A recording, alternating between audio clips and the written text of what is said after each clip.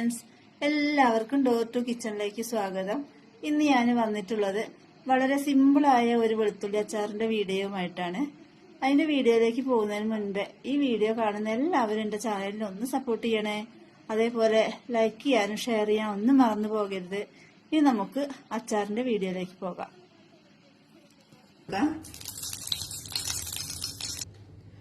2 table spoon നല്ലെണ്ണ ഒഴിച്ചിട്ടുണ്ട്. ഇനി ഇതിലേക്ക് ഞാൻ 1 ടേബിൾ സ്പൂൺ കടുകെണ്ണയാണ് ഒഴിച്ചു കൊടുക്കുന്നത്. കടുകെണ്ണ ഒഴിച്ചു കൊടുത്താൽ അച്ചാർ പെട്ടെന്ന് കേടുവരില്ല. പൂപ്പിലൊന്നും വരാതിരിക്കാൻ വേണ്ടി നമുക്ക് ഉപകാരപ്പെടും. ഇനി നമുക്ക് ഇതിലേക്ക് കുറച്ച് കടുക് ഇട്ട് കൊടുക്കാം.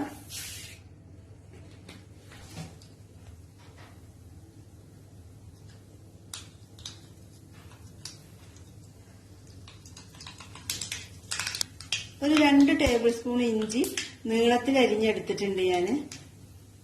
അത് നമുക്ക് ഈ എണ്ണയിലേക്ക് ഇട്ട് കൊടുക്കാം.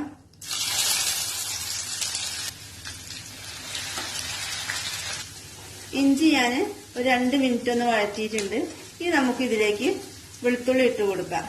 ഒരു 1/4 കിലോ വെളുത്തുള്ളിയാണ് ഞാൻ എടുത്തിട്ടുള്ളത്. അത് നമുക്ക് ഈ എണ്ണയിലേക്ക് ഇട്ട് കൊടുക്കാം. ഇനി ഈ വെളുത്തുള്ളി ഒന്ന് വഴറ്റിയെടുക്കണം. ചെറുതായിട്ട് ഗോൾഡൻ കളർ വരാൻ തുടങ്ങിയിട്ടുണ്ട്. ഇനി നമുക്കിതിലേക്ക് മസാലപ്പൊടികളെല്ലാം ചേർത്ത് കൊടുക്കാം. 1/2 ടീസ്പൂൺ മഞ്ഞൾപ്പൊടിയാണ് ഇതിലേക്ക് ചേർക്കുന്നത്. 3 ടീസ്പൂൺ മുളക് പൊടി ചേർത്ത് കൊടുക്കാം. 2 ടീസ്പൂൺ കാശ്മീരി ചില്ലി പൗഡർ ഇതിലേക്ക് ചേർത്ത് കൊടുക്കാം.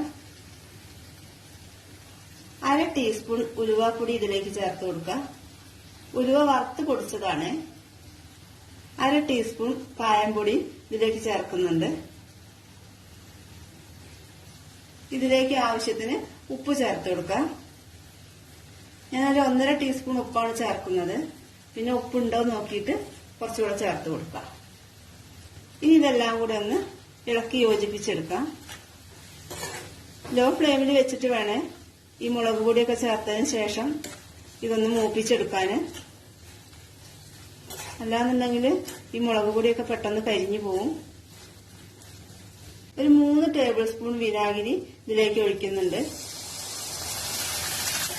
ഈ സമയത്ത് ഇതിൽ ഉപ്പുണ്ടോ നോക്കാം. ഉപ്പില്ലാന്നുണ്ടെങ്കിൽ കുറച്ചും കൂടെ ചേർത്ത് കൊടുക്കാം.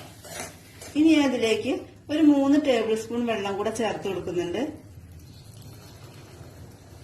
തിളപ്പിച്ച വെള്ളമാണ് ചേർത്ത് കൊടുക്കുന്നത്. ഇനി നമുക്ക് ഇതൊന്ന് ചെറുതായിട്ട് തിളയ്ക്കുന്നത് വരെ വെക്കാം. ഈ അച്ചാർ എല്ലാവരും ഒന്ന് വീട്ടിലുണ്ടാക്കി നോക്കണേ. അതേപോലെ നിങ്ങൾ അഭിപ്രായം അറിയിക്കാനും മറക്കരുത്. സബ്സ്ക്രൈബ് ചെയ്യാനും. ഇപ്പൊ നമ്മുടെ അച്ചാർ റെഡി ആയിട്ടുണ്ട്. ഇനി നമുക്ക് സ്റ്റൗ ഓഫ് ചെയ്യാം. എല്ലാവരും സബ്സ്ക്രൈബ് ചെയ്യണേ. ഇനി നമുക്ക് അടുത്ത വീഡിയോ കാണുന്നവരെ ബൈ ബൈ.